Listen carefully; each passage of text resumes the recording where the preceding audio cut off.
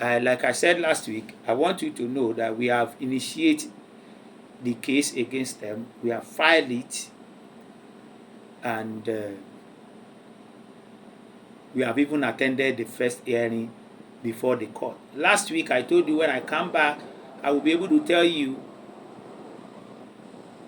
the next move. And just like on Wednesday, we received a letter from the court indicating that our case is coming up on Thursday, the following day. And so because it came very late, we could not be able to inform as many as possible. So it's only our lawyer that went there and represent us. And I'm glad to let you know that this case is going to be, accelerated accelerated treated to the point that the case has been adjourned to 1st of July for proper hearing, because as at the last appearance, the NEC, Nigerian Electricity Regulatory Commission representative, did not prepare, neither did he come or file any response to our matter. Therefore, the court has to give them time. Before the next adjourned date, they should have filed response to our case. And as well, if they did not, then we will have an opportunity to move a motion for the court to adopt whatever might have filed and give their judgment. But we hope that they will. But if they did not, it is as good as expectant for us, for them not to respond, so that we can have opportunity of asking the judge to give judgment in our favor. And like I said last week, things that we ask for in that case is very simple.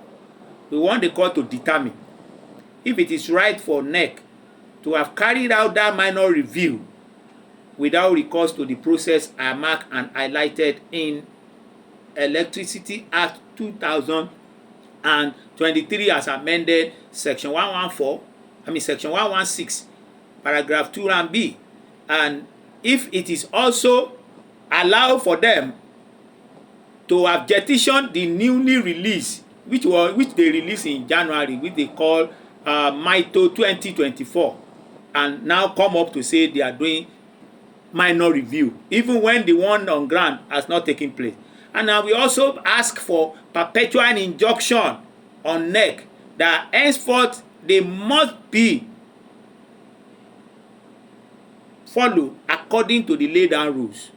And finally, for as many of you that you have been billed under this obnoxious minor review on tariff A, band A thing, you have opportunity of getting your money back once the court rule in our favor, because it is part of our demand that everyone that have fall under this obnoxious tariff increase must be refunded, as many as the discos must have been billed according to that review.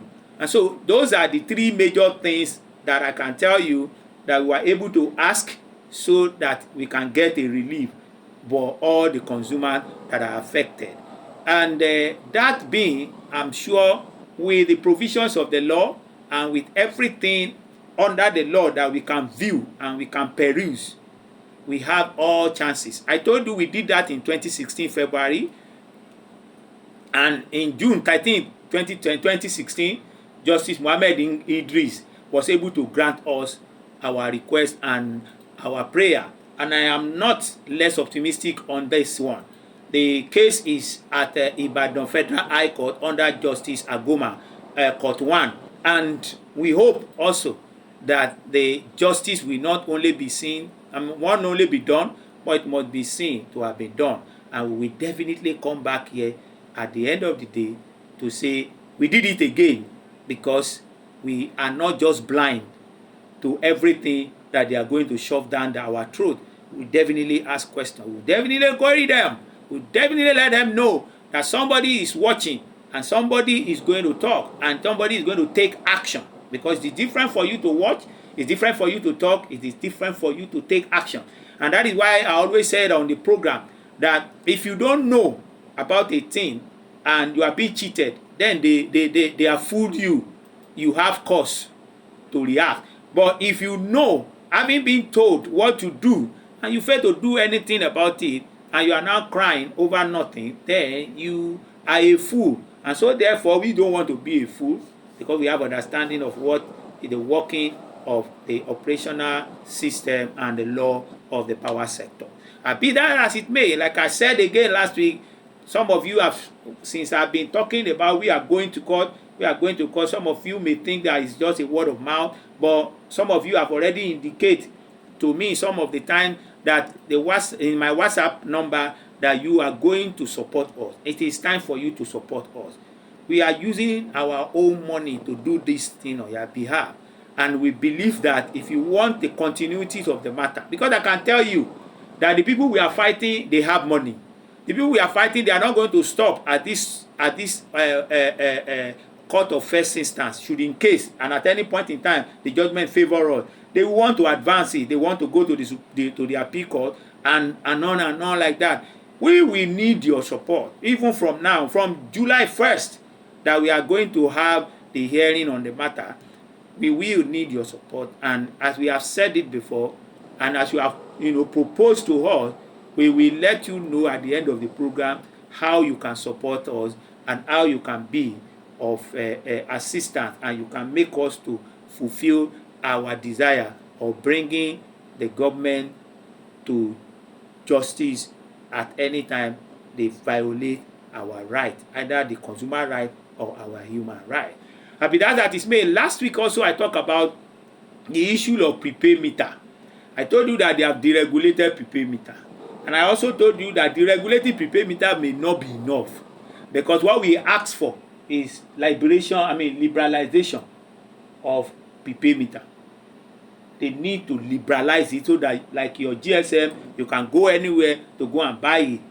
But pending that time, some of these discos have bring out, the list of prepaid meter seller that they have approved or they have acknowledged. And I can tell you today that the single phase from EKDC is 116,000 naira. The double phase is around 200 plus. While the single phase also from IBDC, some of you that live under Ogun State and some other area where you are listening to me and you are covered by IBDC, single phase also is 116,000 naira. Why Eko Electricity has so many vendors that you can buy from, IBDC is still sticking to only one vendor, and that is what we don't want. So for as many that has opportunity, for as many that can supply or come into the business of prepaid meter, you can get in touch with Nigeria Electricity Regulatory Commission, and they will give you the guidelines on how you can be part of it, because it has been deregulated. So it's no longer the ones that they are in business before, and it's not necessary that it is the disco now that will dictate where you buy. You can buy from anywhere. You can easily buy, because the regulation, part of the regulations benefit is that it will be determined by the price.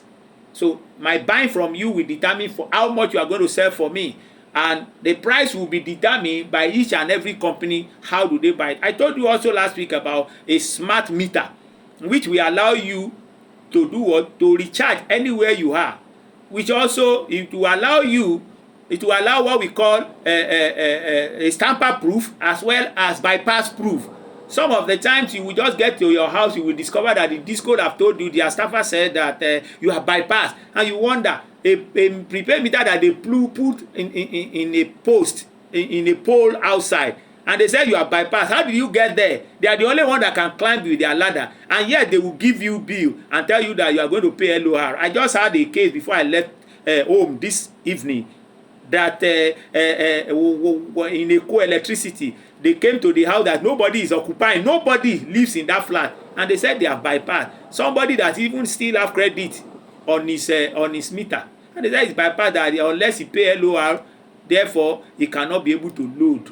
And I was like, where is that done? But whatever it the case, that smart meter will help a lot. And my next week, by His grace, I will bring somebody on so that we will be able to interview and tell us more about the smart meter and how it will be beneficiary to us.